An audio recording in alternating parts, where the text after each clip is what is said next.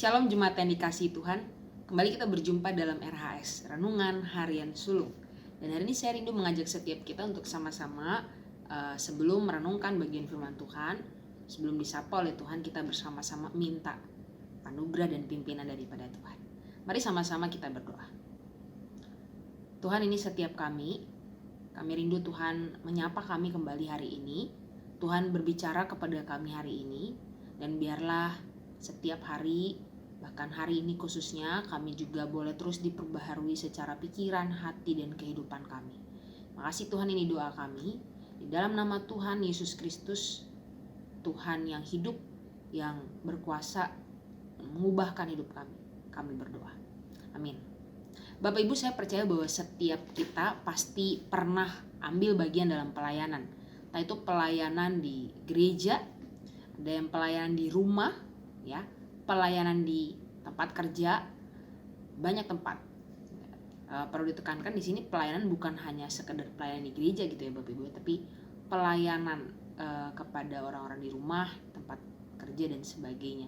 Kita melayani, gitu. Hidup kita senantiasa melayani ya. Hidup ini adalah kesempatan, hidup ini untuk melayani Tuhan gitu ya. Jadi setiap hari kita harusnya punya kehidupan pelayanan gitu ya, punya kehidupan pelayanan. Pertanyaan Bapak Ibu, bahkan sebenarnya bukan pertanyaan kali ya, pernyataannya gitu ya, pernyataan dalam pelayanan itu tidaklah selalu menyenangkan, benar ya. Dalam pelayanan yang kita jalani seringkali yang kita temui adalah tembok besar dan kerikil yang tajam, bahkan kerikil yang besar gitu. Ada banyak masalah-masalah di dalam pelayanan, entah itu di rumah kita melayani keluarga kita gitu ya, responnya kurang baik gitu ya, mungkin jadinya sering berantem di rumah gitu ya, padahal maksud kita baik. Mungkin pelayanan di gereja pun demikian gitu ya, kita mencoba memahami mereka tapi mereka nggak memahami kita gitu ya. Saya belajar on time misalnya, walaupun saya juga kadang-kadang masih agak kurang on time. Saya belajar on time tetapi dianya nggak on time. Itu hal kecil dalam pelayanan yang bisa membuat kita jadi bete gitu. Banyak tantangan-tantangan pelayanan di tempat kerja apalagi gitu ya, dengan pemahaman dan cara kerja mungkin duniawi di tempat kerja Bapak Ibu. Bapak Ibu harus melayani gitu ya, jadi berkat buat orang-orang. Tentu ini bukan satu hal yang mudah ketika bicara soal pelayanan Bapak Ibu.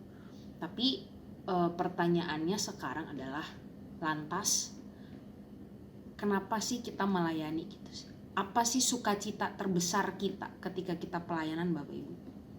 Apa yang membuat kita itu mampu untuk bertahan dan setia dalam melayani? Apa sukacita yang paling besar buat kita dalam pelayanan? Apakah pencapaian dalam pelayanan? Apakah sukacita kita yang terbesar itu ketika kita dipuji orang karena pelayanan kita baik? Apakah karena pelayanan itu memberikan sukacita karena pelayanan itu mengisi kekosongan waktu saya? Atau membuat saya jadi sibuk banget dan saya senang dengan kesibukan? Apa Bapak Ibu sebenarnya dasar atau sukacita yang paling besar ketika kita melayani? Karena faktanya dalam Alkitab dicatat gitu ya, sukacita terbesar dalam pelayanan, dalam melayani. Yohanes, sini salah satu murid Tuhan Yesus mencatat itu Bapak Ibu sekalian. Saya mengajak setiap kita untuk membuka satu bagian firman Tuhan yang menyatakan sukacita terbesar kita dalam melayani itu apa. Dalam 3 Yohanes ayatnya yang keempat. 3 Yohanes ayat yang keempat. Karena 3 Yohanes ini cuma satu pasal, jadi saya sebutnya 3 Yohanes ayat 4. Jadi gak sebutin pasalnya, bisa langsung aja. 3 Yohanes ayat yang keempat sama. Kalau Bapak Ibu sudah menemukannya, saya akan membacakannya untuk kita semua. 3 Yohanes ayat 4. 3 Yohanes ayat 4. Saya akan bacakan untuk kita semua. Bagiku tidak ada sukacita yang lebih besar daripada mendengar bahwa anak-anakku hidup dalam kebenaran. Sekali lagi saya bacakan. Bagiku tidak ada sukacita yang lebih besar daripada mendengar bahwa anak-anakku hidup dalam kebenaran. Yohanes menulis surat ini kepada Gaius gitu ya, Gaius yang kekasih di ayat 1, yang kukasihi dalam kebenaran. Bapak Ibu, Yohanes dalam pelayanannya juga tidak mudah gitu ya. Dia seorang pemberita Injil. Dia awalnya dia mendirikan gereja di Asia Kecil. Kemudian setelah itu dia pindah ke Efesus. Tapi ketika dia pindah ke Efesus gitu ya, mulai merintis pelayanan yang baru. Ketika dia pindah, di situ dia mendengar kabar bahwa gerejanya sebelumnya, gereja tempat dia melayani sebelumnya itu mulai belok Bapak Ibu ya. Udah mulai banyak ajaran palsu, mulai banyak yang berselisih, beda pendapat gitu ya. Mulai ada ajaran sesat, ada konflik. Di sini saya mencatat ada pula orang-orang yang tidak mau dipimpin gitu ya, konflik-konfliknya, tidak mau dipimpin, mengacau, menghasut jemaat yang lain gitu ya. Jadi ketika dia pelayanan di Efesus, dia lihat, dia dengar di jemaat sebelumnya jemaat-jemaatnya ini kacau gitu. Padahal di Efesus sendiri jemaatnya juga nggak mudah. Kita tahu jemaat Efesus ini terkenal dengan penyembahan artemik dewa-dewa pada waktu itu, dewa-dewa Yunani, dan ini bukan satu hal yang mudah. Saya percaya ini sangat menyulitkan Yohanes, dan pasti bisa jadi buat dia stres juga gitu ya, menghadapi tembok besar, kerikil besar seperti ini. Kalau dia nggak kuat iman, bisa aja dia ini ya Bapak Ibu ya, dia menyerah, dia ya udahlah terserah gitu. Tapi Bapak Ibu yang menarik di sini begini, di tengah stres yang dialami, di tengah pergumulan yang dia alami, di sini dia bersyukur Bapak Ibu, dia merasakan sukacita. Ada satu sukacita yang dia rasakan ketika dia stres sama pelayanannya. Apa Bapak Ibu? Dia tulis di ayat 4, bagiku tidak ada sukacita lebih besar daripada mendengar bahwa anak-anakku hidup dalam kebenaran. Di sini dia Yohanes bersukacita karena Gaius gitu ya. Gaius ini kemungkinan besar adalah salah satu orang percaya di gereja sebelumnya Bapak Ibu sekalian, di jemaat Asia Kecil. Gaius ini seorang yang hidup dalam kebenaran gitu ya. Hidup dalam kebenaran. Dia dengar kabar itu, dia dengar bahwa orang yang dia layani itu hidup dalam kebenaran. Hidup dalam kebenaran otomatis pasti gitu ya, kebenaran ini hidup dalam firman, hidup yang terus-menerus diperbaharui, hidup yang mau jadi murid gitu ya, ikut Tuhan, bukan cuma sekedar percaya Tuhan, tapi ikut Tuhan, mau diubah sama Tuhan. Ini poin yang sangat penting, dan saya rasa seharusnya ini juga menjadi dasar kita ketika kita melayani. Ketika saya melayani orang lain, ketika saya melakukan sesuatu gitu, pelayanan bagi orang lain, bagi semua orang, sukacita terbesar saya adalah ketika saya melihat orang yang saya layani itu hidup dalam kebenaran, bukan melihat orang itu rajin datang ibadah. Bapak Ibu, orang rajin datang ibadah belum tentu dia itu hidup dalam kebenaran. Oke? Bisa aja dia minggu datang ibadah, rajin tiap minggu, tapi Senin sampai Sabtu hidupnya biasa-biasa aja, atau hidupnya malah semakin jauh dari Tuhan. Hanya untuk pakai topeng biar kelihatan baik, orang yang kita lain datang tiap minggu. Nah, kita harus memastikan Bapak Ibu bahwa sikap hati kita gitu ya, motivasi hati kita pun benar-benar murni gitu ya.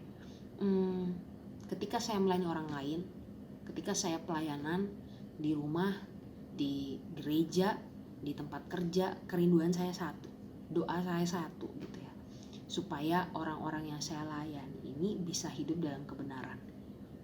Kenapa kita doa? Karena kita tahu kita juga terbatas. Ketika saya melayani itu ya, mungkin dia tersentuh saat itu, tapi untuk selanjutnya itu proses orang tersebut bersama Tuhan. Karena itu doa menjadi bagian dari pelayanan kita kepada orang-orang tersebut. Bukan hanya sekedar jadi liturgos, bukan hanya sekedar di rumah bantu-bantuin keluarga kita, nyapu, ngepel, atau ngajak doa bareng gitu ya. Tidak berhenti sampai di situ, tapi kita pun perlu terus mendoakan orang-orang yang kita layani supaya mereka bisa hidup dalam kebenaran. Dan pasti kita akan melihat hal-hal kecil gitu ya, yang bisa disyukuri gitu ya. Mungkin ada juga sih Bapak Ibu, kadang-kadang bahkan sebagian besar banyak juga yang mungkin gak kelihatan banget buahnya, tapi saya rindu di perenungan kita hari ini kita sama-sama diingatkan bahwa ketika saya melayani, yang menjadi sukacita saya, yang menjadi motivasi saya melayani, kerinduan saya melayani itu membuat orang-orang bisa mengenal Tuhan, dan pastinya akan sangat sukacita banget ketika melihat orang-orang yang saya layani itu bisa hidup dalam kebenaran. Itu satu sukacita terbesar. Bukan ketika saya dipuji saya sukacita gitu ya.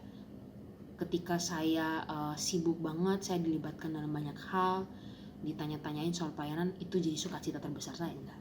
Sukacita terbesar kita ketika melayani adalah ketika kita bisa melihat mereka yang kita layani itu hidup dalam kebenaran. Mereka punya keinginan untuk kenal Tuhan, keinginan untuk berubah, keinginan untuk ngobrol, sharing banyak hal tentang Tuhan sama kita.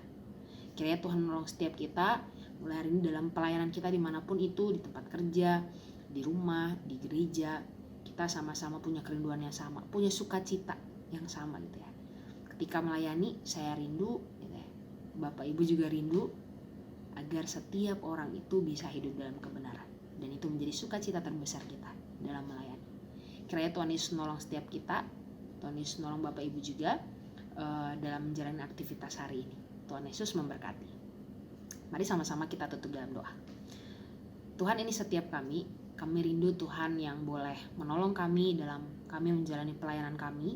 Kami rindu Tuhan terus ingatkan kami bahwa sukacita yang terbesar dalam pelayanan bukanlah pencapaian kami, bukanlah apa yang kami lakukan, tapi sukacita terbesar kami adalah ketika melihat orang-orang yang kami layani boleh hidup dalam kebenaran, boleh memiliki kerinduan untuk mengenal Tuhan, memiliki kerinduan yang tulus untuk mengejar hadirat Tuhan, untuk diubahkan oleh Tuhan. Makasih Tuhan, ini doa kami, tolong kami, mampukan kami untuk melayani dengan hati yang rindu, untuk membawa setiap mereka mengenal, mengalami, dan hidup dalam kebenaran Tuhan. Ini doa kami Tuhan, dalam nama Tuhan Yesus Kristus kami berdoa. Amin. God bless.